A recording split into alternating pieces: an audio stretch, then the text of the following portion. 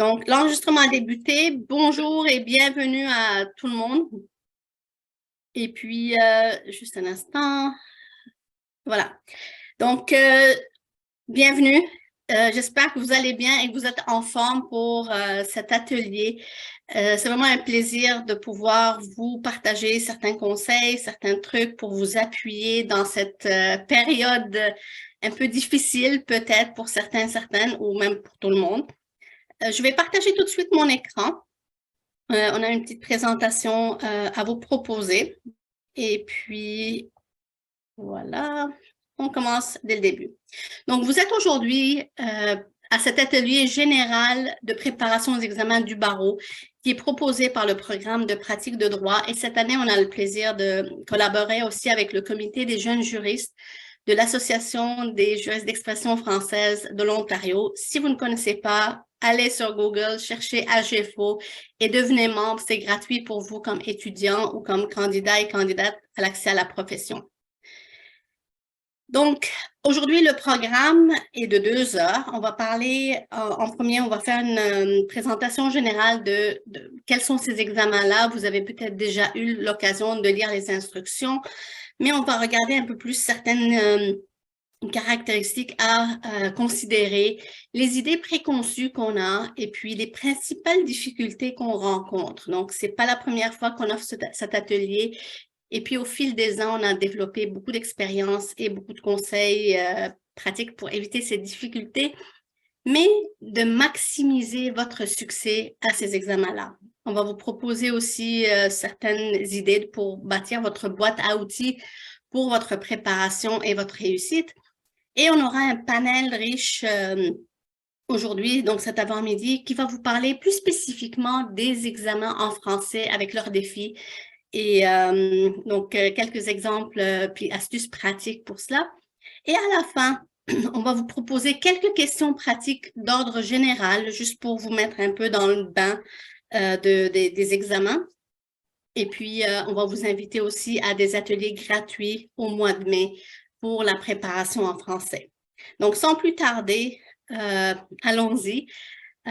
Juste une note, il n'y aura aucun avis juridique. Aujourd'hui, évidemment, c'est l'avertissement classique qu'on doit vous offrir, mais aussi toutes les astuces, les conseils qui sont partagés, ce sont un cumul d'expériences personnelles. Donc, prenez-les, adaptez-les à votre situation. Même chose pour les outils qui vont peut-être être distribués durant ou après la présentation. Assurez-vous de les adapter. Donc, là aussi, c'est des outils que plusieurs personnes ont bâtis et on partage généreusement. La première question qui se pose, comment allez-vous? Comme candidat et candidate à l'accès à la profession, vous êtes dans une période cruciale. Vous venez de finir vos études, vous êtes probablement fatigué et là, vous vous apprêtez à reprendre l'escalade de ce qui peut paraître être une montagne. Donc, j'aimerais prendre ce moment-là pour vous demander comment ça va et puis vous expliquer pourquoi cet atelier est très important pour moi. Donc, j'ai proposé cet atelier depuis 2018 parce que le succès des candidats et candidates est primordial pour moi. J'ai vécu personnellement l'expérience, mais j'ai vu aussi plusieurs candidats et candidates échouer, souffrir plus que nécessaire durant cette étape, tout simplement parce qu'ils n'avaient pas l'appui, les conseils, l'approche nécessaire. Donc, on est là pour vous appuyer. Plusieurs personnes autour des écrans donc sont là aussi pour vous. Mais posez-vous cette question, comment ça va? Est-ce que vous êtes vraiment prêt et prête à passer l'examen, à les subir au mois de juin? On va voir et plusieurs peut-être personnes vont proposer de peut-être reporter ces examens-là à un temps où vous allez être mieux préparé et donc à votre meilleur. Prenez aussi du temps pour vous dans les prochaines semaines. Donc oui, les études sont importantes, il faut une rigueur, une discipline, mais prenez aussi du temps pour vous, pour votre santé. Bougez, mangez bien. Et n'hésitez pas à faire appel à de l'aide.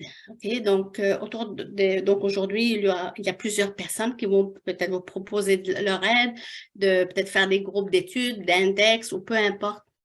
allez chercher cette aide-là et n'oubliez pas qu'en tant que membre ou candidat à l'accès à la profession, vous avez accès au programme d'aide aux membres du barreau de l'Ontario. Donc, on va plonger maintenant au cœur de ce que c'est ces examens-là. Donc, vous avez reçu les matériaux déjà depuis quelques semaines.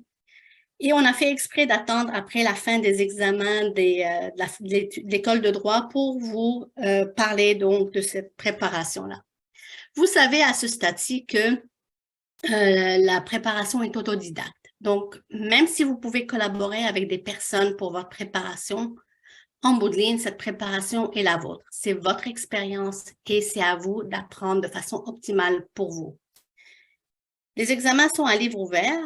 Évidemment, vous avez tous les matériaux avec vous, mais la difficulté, c'est de trouver l'information au bon moment pour répondre adéquatement. Donc, il y a cette difficulté supplémentaire qu'on va beaucoup aborder dans les prochaines minutes. À l'examen, et puis corrigez-moi si je me trompe, parce qu'il y a eu des changements dans les dernières années. Les examens étaient en présentiel, après en virtuel, et puis maintenant en présentiel.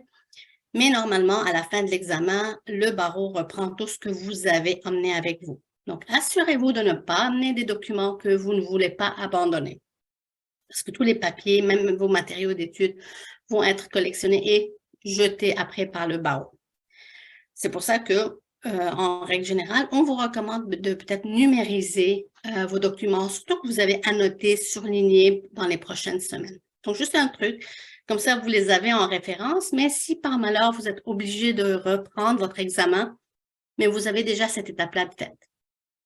Ensuite, donc, l'examen est de, puis là aussi, corrigez-moi si je me trompe, parce que là aussi, le nombre d'examens, le nombre de questions peut avoir changé, mais c'est autour de 140, 160 questions divisées sur 2 heures.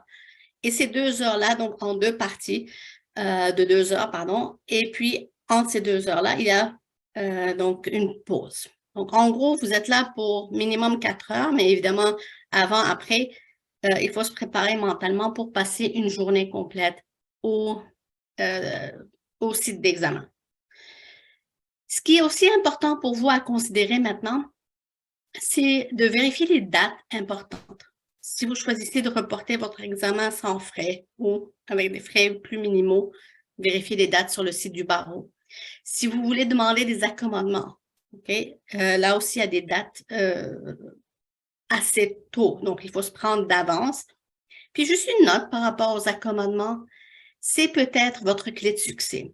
Si vous êtes des personnes qui avaient accès à des accommodements à la faculté, probablement vous aurez besoin d'accommodements aussi lors de ces examens. Ou si vous prenez beaucoup plus de temps pour apprendre, étudier, répondre, peut-être d'évaluer avec le barreau là, ces besoins-là. Parce que l'examen, comme vous allez entendre parler, c'est un peu une course à la montre. Il faut trouver rapidement la réponse. Donc, si vous êtes du genre qui aime prendre le temps, c'est peut-être pas la situation optimale pour vous.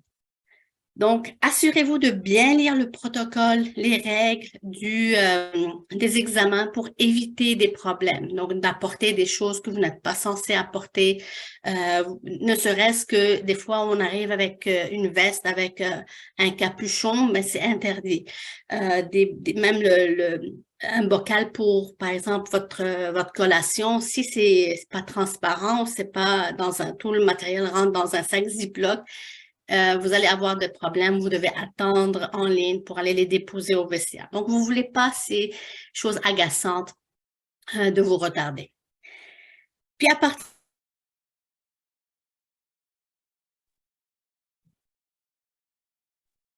Il faut enlever votre mute, médecin. il faut enlever, désolé. Okay, donc, il faut vous mettre dans l'esprit que vous êtes un avocat ou une avocate en début de carrière. Dans la première année de pratique, vous n'êtes plus étudiant. Vos recettes de succès de la faculté de l'école de droit doivent être adaptées. Et certaines personnes tombent dans ce piège où ils vont avoir la même approche, penser comme un étudiant, une étudiante, mais réalisent à l'examen que c'est beaucoup plus pratique. On veut vraiment vous outiller, s'assurer que vous comprenez vos responsabilités professionnelles que vous avez des bons réflexes, des bonnes pratiques dès le départ. Et donc, ça, c'est important. Donc, le contenu, comme vous l'avez vu dans les briques que vous avez sûrement reçues et imprimées. Donc, il y a 2 examens, l'avocat plaidant ou barrister, et puis le matériau pour le procureur, donc solicitor. Et puis, vous avez donc devant vous les notes. Puis, généralement, dans l'examen, la proportion de questions est généralement la même à la proportion de pages qui sont dédiées à chacun de ces chapitres. Je n'irai pas dans les détails de chaque élément qui est évalué. Vous l'avez dans votre table des matières, mais allez voir aussi sur le site du barreau, sous la rubrique des examens, pour aller voir toute la liste de choses que vous êtes censé savoir. Okay? Donc, ça va vous donner aussi des pistes de questions à vous poser vous-même. Mais en gros, il y a une portion là, de l'examen qui va évaluer vos connaissances en droit. Est-ce que vous comprenez, vous connaissez quelles sont les lois applicables au niveau Ontario, mais aussi fédéral, la jurisprudence importante, ainsi que les procédures et les formulaires à suivre. Donc, ça, c'est une première partie. Mais une autre partie touche la responsabilité professionnelle. Donc, quelle est la pratique efficace? Quelles sont les meilleures pratiques au niveau éthique déontologique à appliquer? Tout ce qui a rapport avec l'établissement d'une relation avocat-client, et tout ce qui vient chapeauter dans les différents contextes. Comment bien identifier votre client, ainsi de suite. Donc, tous ces éléments-là, assurez-vous de comprendre en lisant que vous gardez cet équilibre-là en tête. Donc, quand vous lisez une partie, un paragraphe, est-ce que ça touche plus le contenu ou ça vient aller chercher un lien avec vos règles de code de déontologie et vos responsabilités professionnelles? J'aime pas parler d'échecs, mais commençons par un peu les erreurs à éviter. Quelles sont les causes en général qu'on retrouve d'échecs? Évidemment, il peut en avoir d'autres. Chaque non-succès est une expérience personnelle. Mais en général, la première, c'est de ne pas comprendre les consignes, de ne pas comprendre ce que j'ai mentionné un peu plus tôt. Là. Quel est l'esprit de cet examen-là? Qu'est-ce qu'on vient chercher de vous? De ne pas comprendre non plus les consignes d'examen. Okay? Donc, on arrive, on est stressé, on a manqué un délai, on arrive, puis on perd du temps. Donc, ça aussi, c'est important. De ne pas comprendre les concepts. Donc, de lire, mais sans vraiment maîtriser le concept, ou de comprendre, ou les habiletés recherchées. L'autre cause importante, c'est le stress, l'anxiété. Et c'est pour ça que j'ai, dès le départ, commencé avec comment ça va. C'est normal que vous soyez stressé. C'est une expérience stressante. Votre avenir professionnel en dépend. Mais il faut trouver des façons de gérer ce stress et de vous préparer de manière adéquate.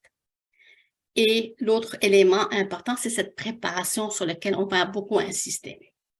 Les autres facteurs, ça va de soi un peu, la désorganisation, la manque de maîtrise de votre documentation. Vous pouvez emmener tout ce que vous voulez, mais si vous êtes éparpillé, vous avez trop d'informations, ça ne vous rend pas service.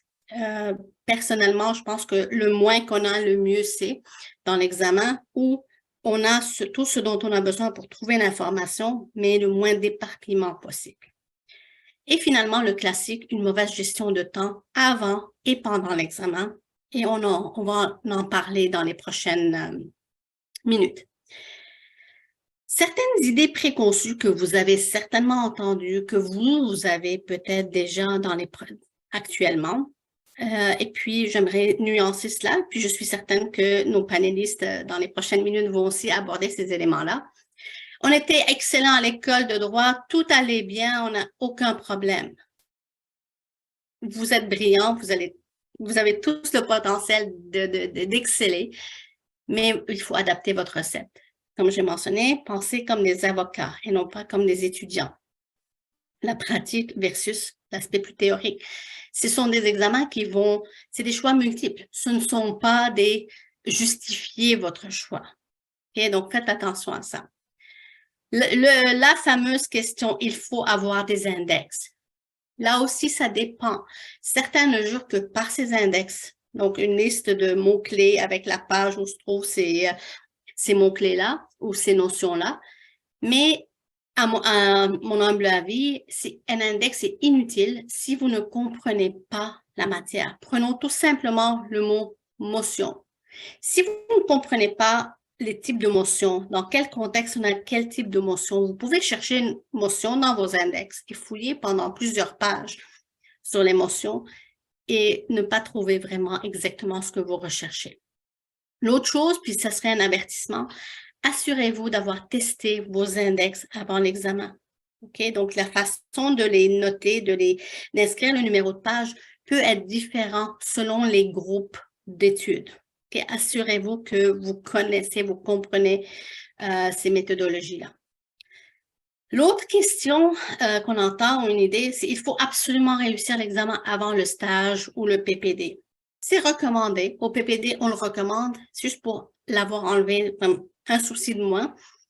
Mais vous avez cette flexibilité d'écrire vos examens pendant ou après votre stage. L'avantage, c'est que, bon, si vous les avez déjà finis, ça facilite peut-être la réembauche. Vous êtes déjà admissible au barreau, c'est plus facile pour un cabinet.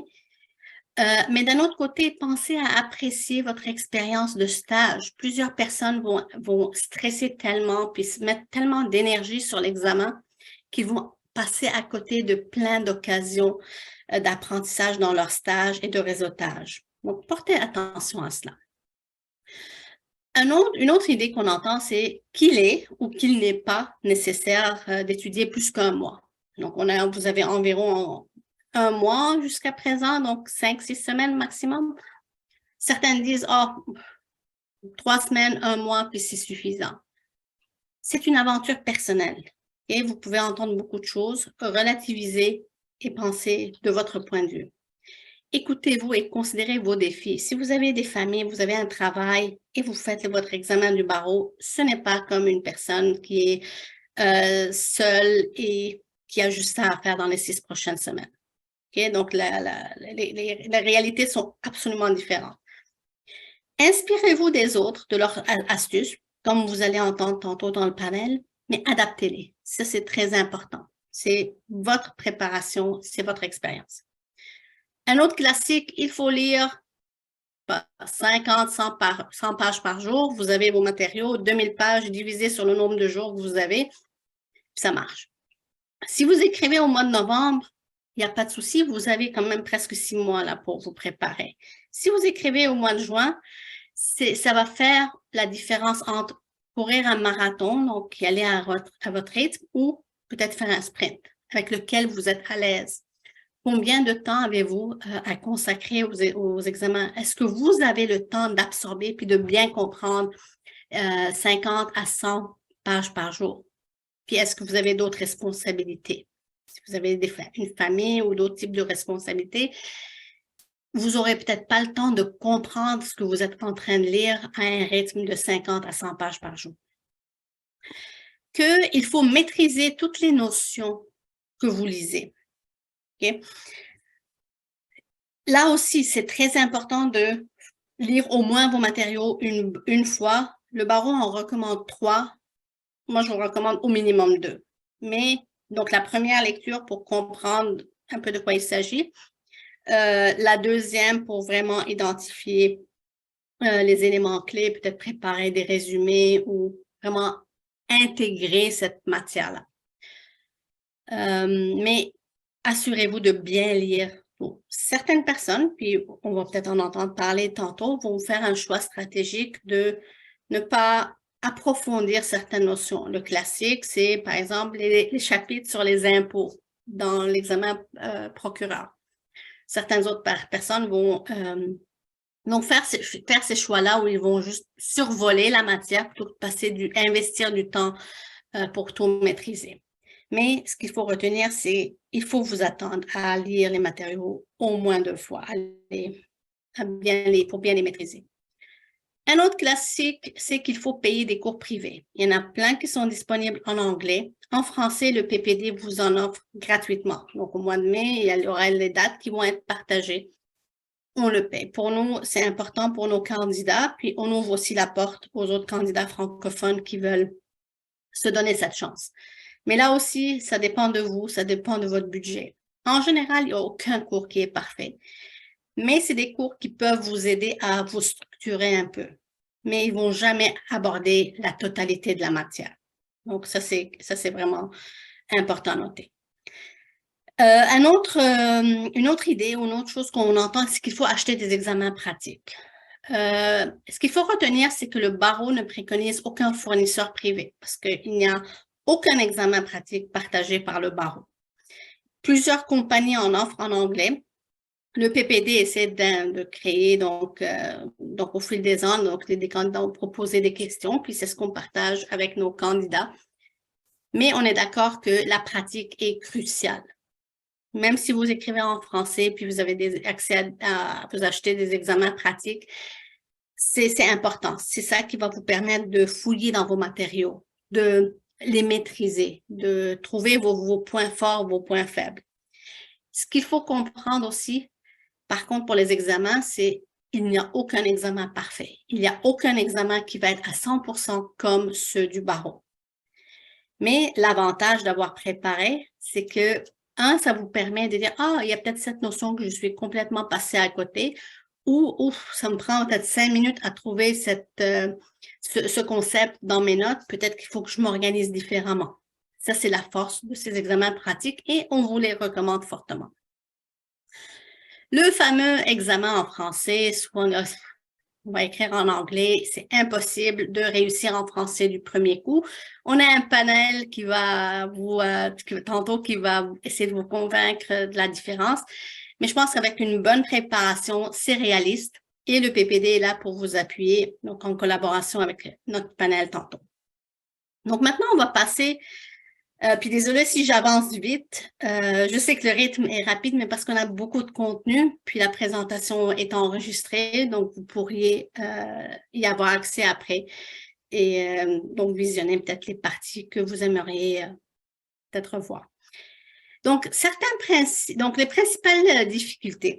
Actuellement, vous êtes avant l'examen ou peut-être vous avez déjà subi un échec et puis bon, vous reprenez. Mais avant l'examen, ce qui est important de se rappeler, c'est cette fameuse approche étudiante. J'ai appliqué la même recette que j'avais à la faculté de droit, puis je n'ai pas fait cette adaptation à ce que j'ai mentionné au départ. Vous êtes dans cet esprit de on est un avocat, une avocate en début de pratique. Manquer de concentration, il commence à faire beau, on est fatigué, on veut faire autre chose qu'étudier, puis on pense à beaucoup de choses. On a beaucoup de choses peut-être dans notre vie qui peut justement affecter notre concentration. On ne lit pas les textes, on fait juste survoler. Ou on lit, mais sans comprendre. Personnellement, ça m'est arrivé, je lisais un paragraphe, puis je me rappelais même pas, je comprenais pas de quoi il parlait, ce paragraphe, puis je me rappelais même pas ce que j'ai lu, la phrase précédente. Donc, ça, c'est des indicateurs là, de peut-être des défis à porter attention. Ne pas vous reposer. Donc, oui, on va faire des 12 heures par jour juste là-dessus, puis ne rien faire d'autre. C'est drainant, c'est exténuant et ne pas prendre du temps pour soi va faire en sorte que vous arrivez à la ligne d'arrivée à l'examen brûlé et pas à votre capacité optimale pour réussir. Ne pas trouver le bon équilibre entre le travail en groupe et votre préparation individuelle, d'être trop influencé par le groupe. Donc, un appui de groupe est essentiel, peut être très important pour certains d'entre vous, mais il faut aussi cette préparation individuelle, comment vous allez attaquer l'examen et quelle est votre approche. Et ne pas pratiquer. Donc, ça, c'est aussi un autre risque. Pendant l'examen, là aussi, la question de concentration, on est fatigué, ça ne marche pas. Ou de ne pas avoir trouvé l'information. J'ai peut-être lu, je ne me dis absolument rien. Ça démontre un manque d'organisation ou justement une préparation préalable inadéquate, où vous devez fouiller pendant des pages ou d'index, etc. Perdre de vue le processus, et je vais insister là-dessus dans les prochaines minutes, puis je vais revenir sur cette notion-là. Le fameux « on panique et on perd l'attention ». Gérer votre stress, anxiété, gérer votre temps. Là, avec les examens en papier, c'est peut-être moins réel, mais il y a toujours cette fatigue digitale généralisée. On est toujours connecté tout le temps à notre courriel, médias sociaux. Et si on est déconnecté, ça peut aider avant et aussi pendant, si les examens reviennent en format numérique. Donc, comment maximiser votre succès? Je n'irai pas dans les détails de ces deux méthodes. Probablement, nos panels vont aussi en parler, mais il y a la fameuse approche nombre de pages par jour. Les inconvénients sont évidents. Si vous avez un travail, une famille, etc., c'est irréaliste de dire je me donne 8-10 heures par jour pour lire. L'autre chose, c'est ce rythme assez rapide. Et surtout en français, vous avez un bon 500 pages de plus. Une autre approche que personnellement je préconise et qui peut marcher, qui est peut-être préférable pour les personnes qui ont beaucoup de responsabilités à jongler, c'est d'y aller par bloc, de se bloquer des temps, de profiter du temps qu'on a, mais adapté à notre horaire, adapté à notre style d'apprentissage. D'y aller par, donc, regrouper certains chapitres qui se ressemblent, puis de dire aujourd'hui, je fais juste ça. Je vous donne un exemple. Aujourd'hui, je vais juste lire tout ce qui a rapport avec l'émotion. Tous les types d'émotions, selon les différentes règles, je fais juste ça aujourd'hui. Le lendemain, mettons, si je suis dans l'examen procureur, je vais regarder tout ce qui a rapport avec donc la société par action et les actionnaires et les autres acteurs impliqués. Donc, ça permet d'être focalisé sur les concepts. Ça nous permet, de découper cette montagne en petites étapes plus faciles à digérer, mais aussi d'avoir plus de chances de maîtriser les concepts. Je vais partager la présentation après. Vous allez la recevoir. Ce n'est pas un plan parfait. Je vous propose un que moi-même j'ai suivi. Je faisais une semaine dans un domaine. À la fin de la semaine, j'avais acheté des examens pratiques qui me permettent de faire un sujet. Donc, comme vous avez ici l'exemple, mettons, de contentieux. Le vendredi, je faisais des questions pratiques juste sur contentieux. La semaine suivante, je faisais un autre domaine, criminel. Je faisais la même chose. Donc, je divisais selon le temps que j'avais. On se donne du temps, des fois, des journées tampons, des journées pour faire autre chose. Mais à la fin des 3 semaines, donc quand j'ai terminé d'étudier pour, mettons, mon examen plaidant, je faisais un examen pratique complet, chronométré. Mais donc, je découpais de cette manière-là mon approche, puis je vais laisser le soin aux panélistes de parler un peu plus de leurs expériences. Puis ça, c'est un exemple d'adapter une journée où on a d'autres responsabilités, puis on découpe. Donc, dans mon cas, ça marchait de me réveiller beaucoup plus tôt, étudier, parce que le reste de la journée, c'était impossible à cause de responsabilités familiales. Si le panel le permet, je vais juste prendre un maximum de 5 minutes de votre temps. Donc, on va prolonger donc de 45 minutes pour les astuces. Donc, l'autre astuce par rapport à la gestion de votre temps, assurez-vous de ne pas... Donc, si vous bloquez du temps pour étudier, faites juste ça. Et enlevez toutes les distractions, éteignez votre téléphone, identifiez. Donc, puis si votre tête commence à penser à d'autres choses, gardez-vous une petite page blanche à côté, moi, ce que j'appelle une liste d'intrus. Ah oui, il faut que je fasse la vaisselle. Ah, il faut que j'achète quelque chose. Je les mets. Donc, ça sort de ma tête. Ils sont là sur le papier. Je vais pouvoir m'y attarder après mon bloc d'études. Donc, ça, c'est un autre truc. D'autres trucs peuvent être d'utiliser une alarme. Par exemple, la méthode Pomodoro qui, on étudie, on se concentre 25 minutes max. Puis si vous êtes en mesure de vous concentrer plus que ça, allez-y. Mais d'être focalisé sur ce que vous faites pendant 25 minutes, de prendre 5 minutes de pause. Puis de reprendre le cycle pour l'heure qui suit. Donc ça vous permet d'être vraiment concentré sans dire, OK, bon, j'ai 2 heures à étudier, puis je suis comme, on se perd un peu là-dedans. Revoyez vos contraintes et puis faites le fameux reality check. Peut-être que vous n'êtes pas prêt et prête pour juin. Peut-être que vous devriez reporter à novembre. OK? L'autre astuce, j'ai glissé un mot là-dessus, c'est penser processus. qu'est-ce que ça veut dire penser processus? Peu importe ce que vous lisez, que vous soyez plaidant au procureur, à mon humble avis, tout peut être perçu comme un processus, comme un système. Donc, vous avez le système juridique. C'est quoi le rôle au niveau civil? On veut être le plus expéditif, par exemple, le moins onéreux pour le client et ne prendre le moins de ressources des tribunaux, par exemple. Mais tout est un processus. Ce que vous voyez à l'écran, par exemple, c'est quelque chose que j'ai pris sur le site du ministère du procureur général. Donc, ça vous décortique donc les différentes étapes. Donc, quand vous comprenez le processus, vous voyez les étapes. Et plus tard, lorsque vous répondez à vos questions, vous êtes en mesure de dire, ah, OK, cette question est à cette étape du processus. Et puis là, je sais quelles sont mes règles applicables, quels sont les formulaires, qu'est-ce que je dois faire avant, après. Donc, quel est l'objectif général recherché? Quelles sont les étapes? Puis même pour procureur, une transaction est un processus. Lorsque on vous parle d'une transaction immobilière ou une transaction au niveau de commercial, c'est aussi un processus. Okay? Quand vous lisez, attardez-vous un peu. C'est quoi le processus qui est devant nous? Quelles sont ces étapes-là? La première interaction avec votre client. Qui est le client, évidemment, comment on doit l'identifier. Donc là, vous faites le lien avec responsabilité professionnelle. Mais aussi à la lecture, OK, quelles sont mes obligations? Je suis un avocat en entrée de pratique, quelles sont mes obligations?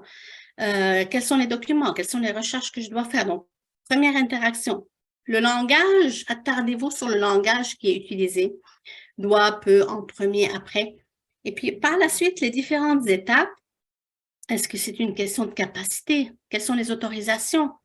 Est-ce qu'il y a des recherches? Prenons par exemple opinion au titre. OK? Donc ça, vous allez voir ça dans votre examen de procureur. Est-ce qu'il y a des communications particulières à avoir avec le client ou d'autres personnes impliquées? En cas de conflit, qu'est-ce qu'on fait? Qui doit être avisé? Qui doit être contacté?